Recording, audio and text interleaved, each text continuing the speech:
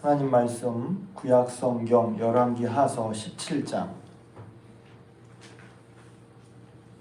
열왕기하서 17장 7절에서 20절까지 말씀을 보십니다. 어제 새벽에 이제 3.1절 지난주가 3.1절 기념 주일이었는데 뭐 그게 다 그런 건 아니지만 감리교단에서는 3.1절 기념주일로 지킵니다.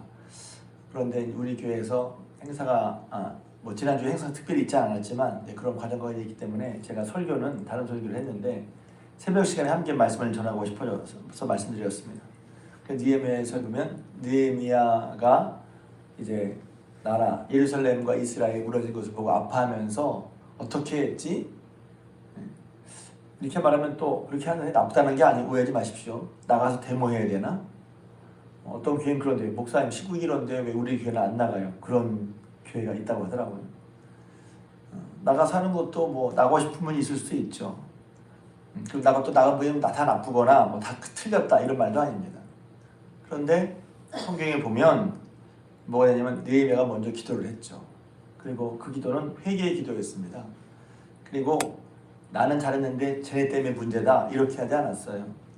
그러니까 나와 나의 아비의 집, 그러니까 나와 우리 조상들의 죄를, 그러니까 회개할 때 우리가 나의 죄만이 아니라 저기 잘못해서 느껴지면 대신 회개하는 것도 좀 이게 정어치, 저 사람 왜 우리가 회개를 해줘요? 그 사람 모르니까 이제 회개를 했다고 하고, 그 회개의 핵심은 무엇입니까? 한마디로 하나님이 주신 윤례와 규례와 법도를 행하지 않았다는 것을 회개하는 거예요. 나라가 왜 망할까요? 어떤 분은 그래요. 정치가 나라를 망하게 한다고 물론 혼란스럽죠. 근데 여러분 재미있다고 말하면 안 되는데, 재미있는 것은 지난 9월 달에 제가 좀 이제 자료는 찾아봤지만 잊어버렸는데 그 나라마다 이제 국력 조사를 했어요. 여러분 이제 인터넷 쳐보시면 나옵니다. 세계 국력 순위. 근데 우리나라가 몇 등 했을 것 같아요? 우리나라가 작년 9월 기준으로 우리나라가 국력 6위예요. 6위. 일본보다도 높고 또 어디더라? 프랑스보다도 높아요. 우리나라가. 그러니까 이게 국력을 따지는 여러 가지 요소가 있겠죠. 뭐 국방부터 시작해서 경제, 뭐 문화, 뭐 민주화, 뭐 등등 여러 가지 있는데 우리나라가 6위예요. 9월 달이면 이제 한창 이제 우리나라가 복잡했을 때 아니 그때부터. 우리나라 국력 6위야. 그러니까 우리가 이런가? 그러니까 때로는 정치가 물론 중요하죠.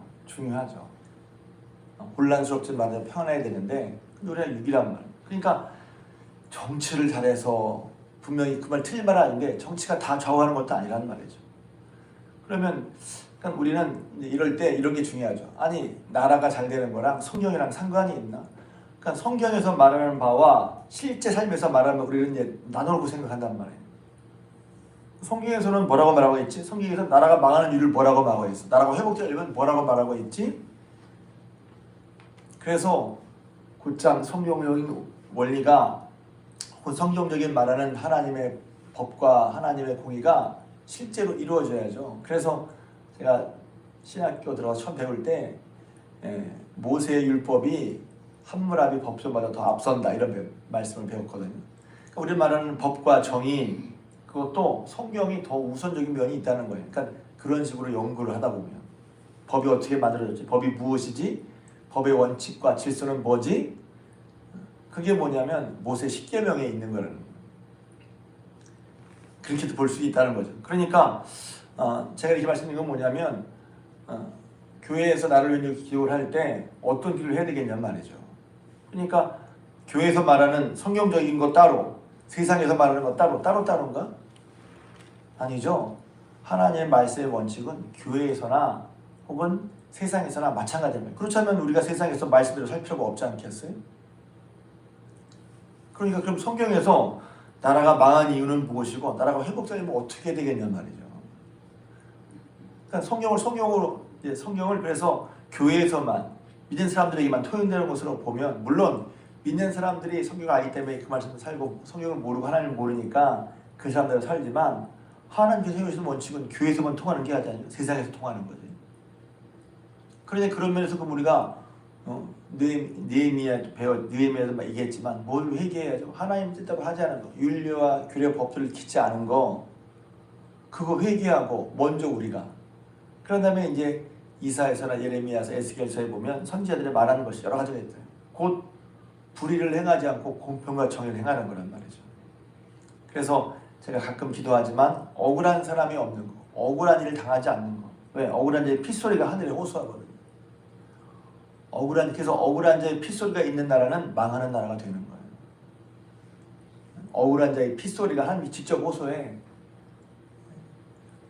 그런데 그 핵심에 뭐가 있냐? 오늘 말씀에 나와 있단 말이에요. 오늘 말씀은 우리가 앞부분 읽지 않았는데 열왕기 하 17장 앞부분은 이스라엘이 망한 얘기가 나오는 거예요. 이스라엘이 이렇게 망했다 하는 거예요. 그래서 왕이 아수르 왕이 올라가 사마리아를 둘러싸고 왕들을 이스라엘과 호세아 때 이스라엘이 망했다 한 다음에 7절에 이 일은 도대체 왜 이스라엘이 망했냐는 거예요. 하나님이 택하시고 하나님이 구원하시고 크고 놀라운 역사를 일으키셔서 하나님의 나라라고 불렸던 이스라엘이 왜 망했냐는 거죠. 왜? 이스라엘은 자기가 안 망할 줄 알았어. 왜? 우리 하나님 나라인데, 우리가 하나님 족속인데 우리가 어떻게 망해? 근데 망했어. 성경을 보다 보면 이스라엘이 자기네가 망한 것이, 자기가 아수르에게, 바벨론에게 망한 것이 그들은 엄청난 충격이었어요. 그래서 70년 만에 돌아오긴 했지만 그 70년 동안 그들은 생각하고 또 생각했어요. 왜 우리나라가 망했지? 왜 우리가 망했지? 하나님 우리가 함께 하신다고 했는데 왜 망했지?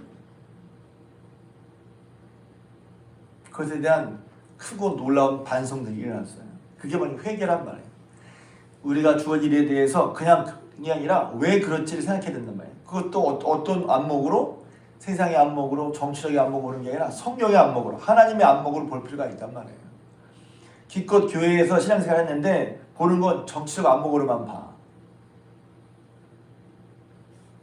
정치적 안목인가요? 왜 정치적 안목은 정치 여러 가지 법칙들, 학문들 있잖아요. 정치를 이렇게 봐야 한다는 등. 근데 그건 변하는 거예요. 시대에 따라. 정치는 계속 변합니다. 여러분, 정치하는 그 행위가, 정치 행위가 절대적이 아닌 거예요. 하나님 말씀은 우리가 얼마 전에 것처럼 규범이잖아요. 절대적이란 말이에요. 변하지 않아. 그럼 그게 뭐죠? 제 설교를 들으시면 알겠지만 크게 세 가지로 말하고 있습니다. 첫 번째는 여기 나오잖아요. 7절에 이 일이 어떻게 벌어졌냐? 이스라엘 자손이 자기들을 애굽의 땅에서 인도하여 내사 애굽 왕 바로의 손에서 벗어나게 하신 그 하나님께 죄를 범하여 그랬어요. 결국 하나님께 범죄했기 때문이라는 거예요. 망하는 이유는. 하나님이 이스라엘을 구원해 주셨고 살게 해주셨고, 제가 얘기잖아요. 광야에서 못 살 땅에 살게 해주셨고, 애굽에서 건져 새로운 인생을 주셨고, 광야에서 살게 해주셨고, 그들이 힘을 얻을 수 있는 가나안 땅을 주셨고, 하나님이 생명을 주셨고 살게 해주셨고 뿐만 아니라 복을 주셨는데 그 하나님을 버리고 하나님께 죄를 범해 다른 신들을 경외했다는 거예요. 그래서 어떻게 했습니까? 하나님의 말씀과 윤리와 규례를 따르는 것이 아니라 8절에 이스라엘 자손을 쫓아내신 다른 이방 사람들이 세운 규례와 이스라엘, 하나님 믿지 않았던 이스라엘 왕들이 세운 윤례를 행했다는 거예요.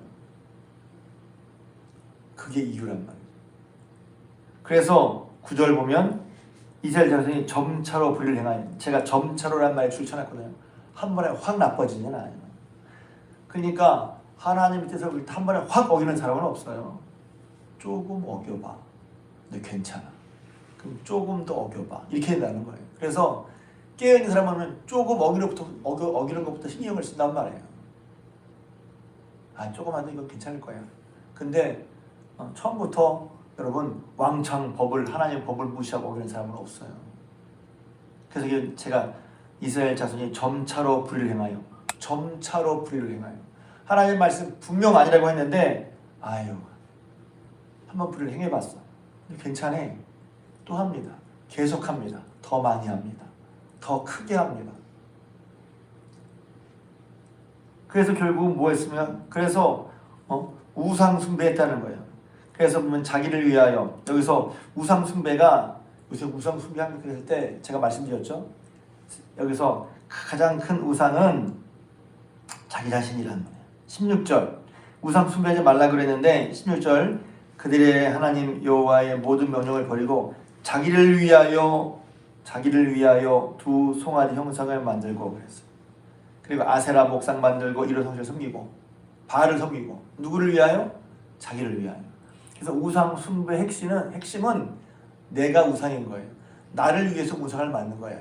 나의 욕망의 투사, 내 소원의 투사, 내 소원을 그것을 통해서 이루려고 해서 우상이 만들어지는 거란 말이에요. 우리가 하나님의 말씀을 들어야 되는데 하나님의 말씀을 내가 들어야 되는데 하나님의 말씀을 듣는 것이 아니라 내 소원을 이루려고 내가 앞서서 내가 먼저 내가 우선이 되어서 내 뜻을 이루어줄 그런 신들을 만드는 거예요.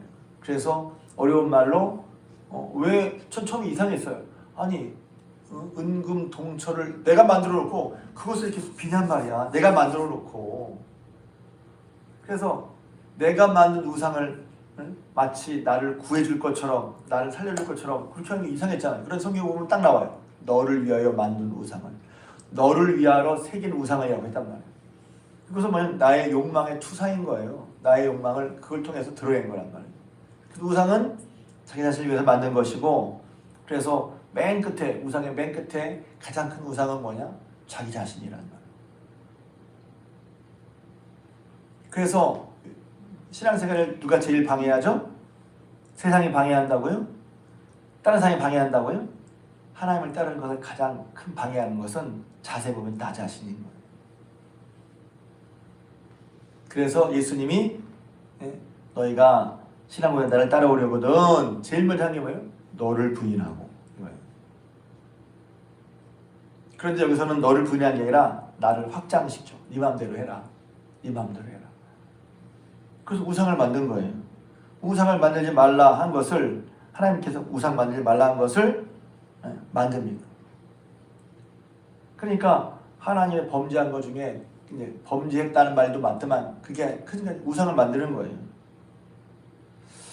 또 나오죠. 그 다음에 12절부터 보면 우상을 섬겼으니 이는 여호와께서 그들에게 행하지 말라고 말씀하신 행하지 말라고 한 일인데 딱 하나님 말씀이 나와 있는데도 불구하고 행하더란 말이죠. 그래서 여러분 왜 우리가 이제 성경을 쓰려고 하는지 아십니까? 하나님 말씀에 딱 나와 있어요. 하나님을 경외하는 것은 하나님이 말씀하시고 말씀을 이루시기 때문에 하나님을 경외하고 말씀을 듣는 건데 하나님께서 딱 나와 있음에도 불구하고 그럼에도 불구하고 해. 어떡하죠? 그리고 그것을 아무렇지도 않게 여겨. 그런 게 새로워져야 되는 것이죠. 그런 게 새로워야 되는 거예요. 다시 새롭게가 뭡니까? 하나님 말씀을 분명히 하나님 말씀이 희미한 게 없어요. 분명히 말씀하셨어. 그럼 그 말씀대로 하면 복을 받습니다. 그 말씀을 무시하고 점차로 불의를 행하고 하지 않으면 결국 망하는 거예요. 13절에 하지 말라고 말씀하신 일인데 여호와께서 각 선지자와 선지자를 통해서 이스라엘과 유다에게 지령하여 이르시기를 너희는 돌이켜서 너희 악한 길에서 떠나 나의 명령과 윤리를 지키되 내가 너희 조상들에게 명령하고 또 내 종 선지자를 통하여 너희에게 전한 모든 율법대로 행하라. 단순해요. 분명해요. 그리고 하나님 너희를 구원하신 너희를 사랑하사 너희 약속을 지키고 너를 구원하신 하나님 말씀대로 살라는 거예요. 그러면 살고 이사야서 죄송합니다. 신명기 8장 너희가 살고 번성한다. 근데 그렇지 않았거든요. 또 문제는 무엇입니까? 하였으나 14절 다시 한번 읽겠습니다. 14절 읽습니다. 시작. 그들이 듣지 아니하고 그들의 목을 걷게 하기를 그들의 하나님 여호와를 믿지 아니하던 그들 조상들의 같이 하여. 네, 됐습니다. 그래서 몰라서 하나님이 말씀하십니다. 선지를 통해서 이렇게 되지 않냐? 이렇게 되지 않냐? 그런데 듣지 않습니다.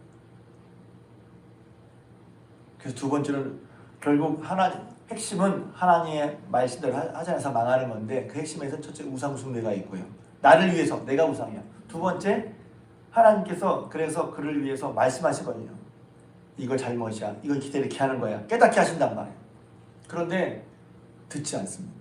그래서 제가 듣지 않는 게 굉장히 심각한 거구나. 듣는 게 복이고 듣지 않는 게 참 위험한 거구나. 듣지 않습니다. 하나님 말씀이 듣지 않습니다. 조금 더 심각하게 말할까요? 예배를 드려도 듣지 않습니다. 하나님의 뜻이 무엇인가 찾은 다음에 찾았어요? 듣지 않습니다. 이것은 이제 좀 깊이 봐야 돼요. 그러니까 하나님 뜻을 알기를 원합니다. 정말 들은 대로 할 거예요? 이 부분에서 우리는 돌아봐야 됩니다. 하나님 인도하실 겁니다. 인도하실 대로 정말 할 거예요?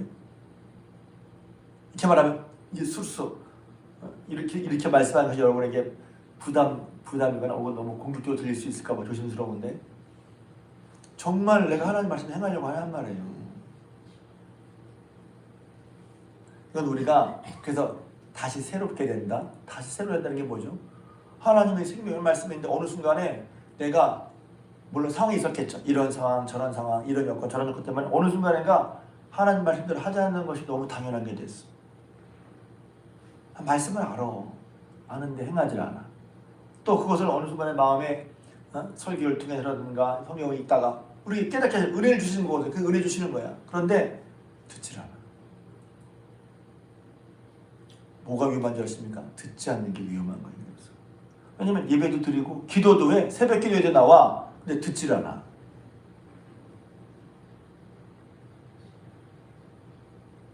듣지 않는 게 위험한 거예요. 저는 가끔 새벽에 나오시니까 여러분이 새벽에 나오신 분들이 하나님을 찾으니까 충만을 해주실 줄로 믿습니다. 그런데 때로는 이게 습관이 돼. 그냥 습관처럼 나와서 앉아 있는 거예요. 저도 마찬가지예요. 예배를 가장 많이 기도 많이. 그게 습관이 되면 그냥 와서 앉아 있어. 그냥 들어. 그런데 듣는 건 귀로 계속 지나가는 게 아니라 하나님이 내게 말씀하시는 내 말씀 받을 때 우리의 삶은 그냥 지나갈 수가 없거든. 그래서 그런 걸 말씀을 받았다는 것은 전율, 그러니까 인카운터라고 해요. 영어로 미트, 인카운터가 있는데 미트를 그냥 만나서 그래. 인카운터를 뭐라고 하냐면 조우라고 어려워 하는데 그게 딱 만나면 이런 거예요. 만나기 전과 만난 후가 똑같을 수 없는 그런 만남. 하나님 만나면 어떻게 말씀을 어떻게 만나야 되죠? 늘 들으니까 하나님을 만나서 말씀을 듣는 거랑 안 하는 거랑 똑같아. 만난 거랑 안 만난 거랑 똑같아. 그러면 조금 문제가 있는 거예요. 조금이라 사실 엄청난 문제가 있는 거예요. 물론 우리가 한 번에 100% 온전하게 바뀔 수 없죠. 그러나 우리 마음에 하나님 말씀에 이렇게 그 말씀이 이렇게 우리 마음을 움직거려서 이거 은혜입니다. 감사한 것도 은혜, 하나님을 소망을 얻는 것도, 위로받는 것도 은혜, 찔리는 것도 은혜입니다. 그래서 얼른 이렇게 해야지. 그런데 망할 때 심각한 모습은 뭐냐면 듣지 않는 거예요. 듣지 않는 거. 그래서 제가 얼마 전에 새벽기도 때 얘기했잖아요. 듣는 거, 귀가 열려 듣는 것과 듣지 않는 거, 보는 것과 보지 않는 거. 말씀을 듣는 것은 뭐예요? 등불을 등경에 두는데 보라고 듣는 거죠. 근데 보지 않아. 눈이 어두워. 눈이 어두우니까 온몸이 어두워. 보지 않으니까. 듣지 않으니까. 그래서 가끔 우리 신앙이 세워지려면 지금 내가 뭘 하고 있어라기보다 내가 지금 하나님 말씀 어떻게 듣고 있는지를 봐야 됩니다. 그래서 이 사람이 망한 건 듣지 않아서. 왜? 실수할 수 있잖아요. 나도 모르게 내 모습을 못 보고 내가 하늘 천하는 줄 알았어. 내가 하늘 튀어나오고 있어. 유명한 얘기잖아요. 엄마 걔가 옆으로 걸면서 야, 나처럼 이렇게 똑바로 걸어야 돼. 자기 모습을 못 본단 말이죠. 근데 말씀 깨닫게 하셨어. 그걸 듣는 게, 깨닫는 게 은혜고 새롭게 보는 게 은혜고 들리는 게 은혜란 말이에요. 그래서 하나님 말씀 듣겠다고 하나님은 은혜를 보여달라고 하는데 정작 받는데도 불구하고 여기 보면 듣지 않는단 말이에요. 그리고 시간이 지나서 세 번째는 뭐냐면 경계하신 말씀을 버리고 15절에 여호와의 율례와 여호와께서 그 조상들과 세우신 언약과 경계하신 말씀을 버리고 그러니까 하나님 말씀 따라가는 게 아니라 다른 사람들, 자기의 마음에 맞는 다른 사람들이 행하는 모습을 따라갔단 말이에요. 신앙생활도 그래. 하나님 말씀 우선 이제 권사님이 저렇게 하네, 집사님이 저렇게 하네, 나 저렇게 해야지. 물론 신앙에 좋은 영향을 주고 존경받는 장로님, 권사, 집사님 따라하는 건 필요해요. 그런데 그분들이 완전한 분들이 아니잖아요. 그러니까 좋은 걸 따라하는 게 아니라 저렇게 해도 되는구나. 그렇게 따라가려고 그래.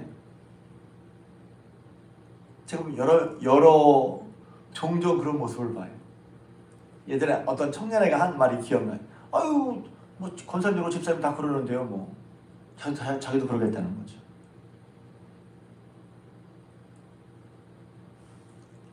말씀을 따라가는 게 아니라 하나님과 멀어진 사람들의 하나님과 안 맞는 그런 모습을 그게 자기가 좋으니까, 자기가 유리하니까 그걸 택한다는 거예요. 망했어요. 그래서 뭘 회개될까요?